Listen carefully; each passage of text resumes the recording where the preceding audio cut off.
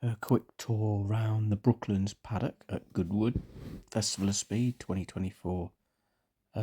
First 4 Lancia Stratos rally cars. It's quite good to see 4 of them. Originals. Got the V6 Dino Ferrari engine in them. Here is the 1964 Formula 1 World Championship winning Ferrari 158. Driven by John Surtees to the championship that year. The only man to be world champion on 2 and 4 wheels. Here's the 2 Sharknose Ferraris. 1961. Winners again. They won the world championship in 1961 with these cars. Phil Hill from America was the world champion. His teammate was German Wolfgang von Trips that was sadly killed at Monza, the Italian Grand Prix that year. Here's another Ferrari 158 from 1964, but it's a replica, very good replica at that. Under the cover is a Ferrari 625 from 1952. Over this side, we've got the BRM V16, probably the best sounding engine of all time. 16 cylinders, but only 1.5 litres, supercharged car. This is a continuation model, so it's chassis number 4. So it was only built about 2 years ago, but it was built to exacting standards like it was back in the day. This is a Maserati 250F from 1957, I think, maybe 56. This car was driven by Prince Bira, and you can tell that because of the white mouse there. All his cars had the white mouse. He drove ERAs back in the day, Remus and Romulus, in about the 30s. This is a Rolls Royce stand now. Very posh. Quite a good stand there. This is a Delage from 1927. The car was unbeatable that year. Won every single Grand Prix that it entered. Hands down, really. This is a CFAC SE FAC from France. First time I've ever seen it. It's never been to Goodwood before. It's got an unusual engine. It's 2 straight 4s together called a parallel 8. This is Bentley single-seater made by Tim Birkin. Drove it at Brooklands. It's the second fastest car ever around Brooklands in the 1930s. There's a blower on the front just there. In the background is Julian Mazoub's Bugatti Type 35 from 1927 ex-Malcolm Campbell car. This is Duncan Pittaway's Salverson Wagonette Steam from 1893, oldest car at Goodwood this year. And this is his famous Beast of Turin, built in 1911. It achieved a land speed record unofficially, I think 135 miles an hour in 1913. It's got a 28.4 litre engine, 4 cylinders only, so 7.1 litres per cylinder. It's a 1905 Dirac, held the land speed record in 1905. So I think it achieved over 100 miles an hour in 1905. I can't remember the exact speed. It's a 20 litre engine, V8, basically a chassis with a massive engine on it and then a seat. Owned by Mark Walker now, and he drives it, really, really quickly still. Races it, it will go up the hill climb, he's always drifting it. This is a Sunbeam from around, I think about the early 20s. Magnificent engine in them for the day. There's 2 Sunbeam TTs here. I think they're both team cars from back in the day. This is a Sunbeam Tiger, also a land speed record holder. And then next to it is the Malcolm Campbell's first. This is the Cartier Lawn at Goodwood Festival of Speed 2024. That was a 1939 Bugatti Type 57C Gangloff. This is a 1937 Bugatti Type 57S Atalante. And then we're walking up to a 1938 Type 57C Atalante. They're worth millions of pounds, probably 20, 30, 40, maybe even 50 million pound each, I think. Over to the left is a 1938 Type 57 Gangloff Berlin. Tractors here as well, 1964 Renault Super 5 tractor, this one. In the distance, walking up to 1973 Ford 2000 tractor, and on the left is a 2000 Lamborghini Diablo VT 6 litre. Carrying on, we've got a 1957 Porsche AP18 tractor. Yeah, they made tractors as well. On the left is a Lamborghini Espada from 1972. In the distance, a Lamborghini Camsin from 78. And on the right, very briefly, a Lamborghini 2R 1963 tractor. The 1970 Fiat 350 tractor on the right. And then a Fiat X19 Lido made in 1978 with a Citroen BX in the distance, made in 1989. This is an Alfa Romeo Montreal, which was built in 1973. We've got a 1970 BMW Garmisch, which is a concept car one-off. And then this is a Lamborghini Miura P250S model made in 1974. On the left is the Lamborghini Urraco. The Lamborghini Miura is a P400S, by the way. The Urraco is a P250S. Then we've got a Lamborghini Silhouette made in 76, quite rare. And on the right is a Fiat 500 Jolly made in 1958, I think. Now in the background, over to the right, that's the Silhouette. Then we've got a whole list of Paganis. This one is a 2005 Pagani Zonda S Roadster, blue one. On the left is a 2008 Pagani Zonda Attack, very briefly.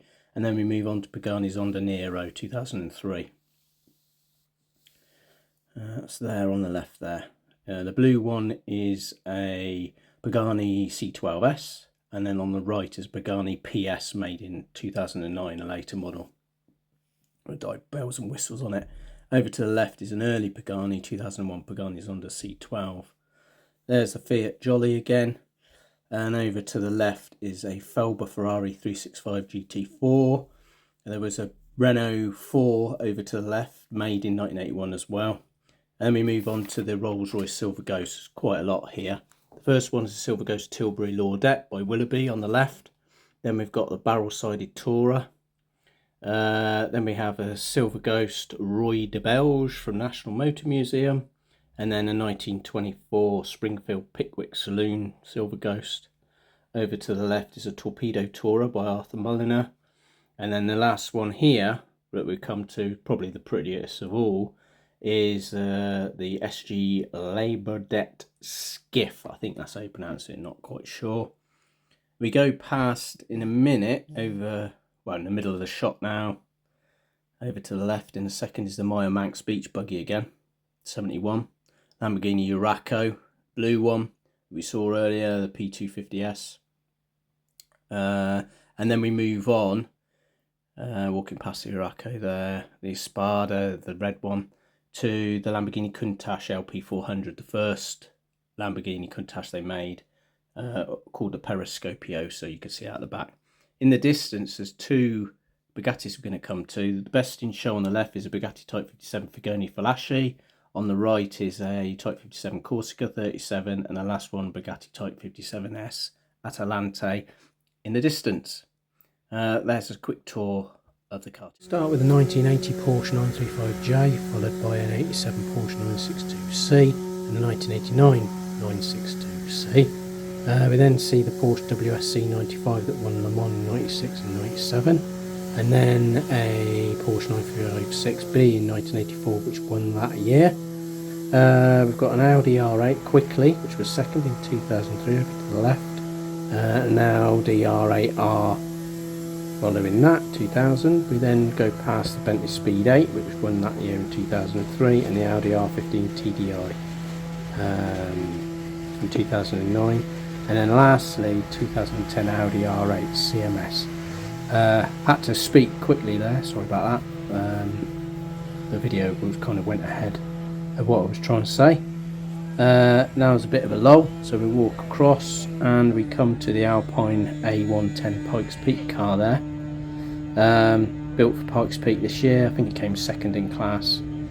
Over to the left there is the Ford Supervan, which was also built for Pikes Peak. And quickly, there's the Ford Puma rally car of this year. There's a Lancia LC2 from 1985, followed by the McLaren F1 GTR Longtail, made in 1997. There's a BMW 318 STW on the left, followed by the BMW V12 LMR from 1999, which won Le Mans that year, and the BMW new this year, BMW M Hybrid V8 for Le Mans. Walking across, we've got last year's Le Mans Porsche 963, the Jost team colours, the gold one. Then we wander over to what's going to be the Niki Lauda kind of exhibition, if you like. The first car is a 1973 on the right, BRM P160E, followed by the BRM P180 from 1972, and then the famous Brabham Alfa Romeo BT46B fan car, and then the 1976 Ferrari 312 T2.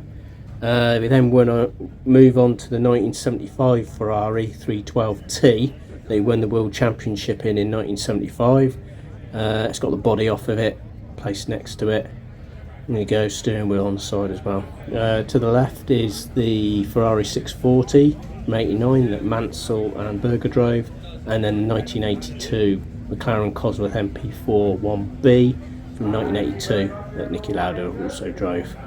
Then we're walking across to the shadow cars now. Quickly before that, you can see a Ferrari 333 SP, kind of a sports car. And then we're into the shadows now, real rarities brought over from America. The first one is the 1974 Shadow Chevrolet DN4 that Jackie Oliver won the Can-Am Championship in. Then there's the DN4B that James Hunt drove in 1975. Then we've got the 1975 Shadow Dodge Shadow Chevrolet DN2 from 1973. We just walked past Tony Southgate there, F1 designer. On the left, he also designed the shadows. We've then got, just before that was the Shadow Chevrolet Mark III that Tony Southgate designed, and then that white one there is the Shadow Chevrolet Mark II. Then we've got the 1970 Shadow Chevrolet Mark I, the orange one, which was called the Motorsport division, and right on the end earlier was the Shadow Chevrolet Mark I prototype, the really low one, 1969. There's Tony Southgate talking to the current driver of the Shadows, a guy called Kyle Tilley, and they're going back down the line again. There we've got the Mark III, the DN4B, DN4 there, and another DN4. That's Jackie Oliver just out of shot, just gone by. He drove this car to the 1974 Can-Am World Championship. So it's great to have all the Shadow team there. There's Jackie Oliver with the Shadow thing on his back. A bit of a legend, won Le Mans in 1969, drove for Lotus, etc. This is Formula 1 Shadows. On the left we can see the DN11 from 1980, and then we've got the Shadow Cosworth DN V5 driven by Jean-Pierre Jarret and Tom Price on the right, and the 1975 Shadow Dodge DNC6, which is a Formula 5000 car driven again by Jackie Oliver. In a minute, over the top, you'll see just there in the background is a Honda RA212, which was the first Honda F1 car driven by Richie Ginther, V12 transverse engine, quite unusual, a bit bizarre. Then we've got the Shadow Cosworth DN8 driven by Alan Jones. That was the only Shadow to win a Formula 1 race with Alan Jones at the Austrian Grand Prix. We've then got the Shadow DN9, that was the DN8. The DN9 was driven by Clay Rosoni. That's Tony Southgate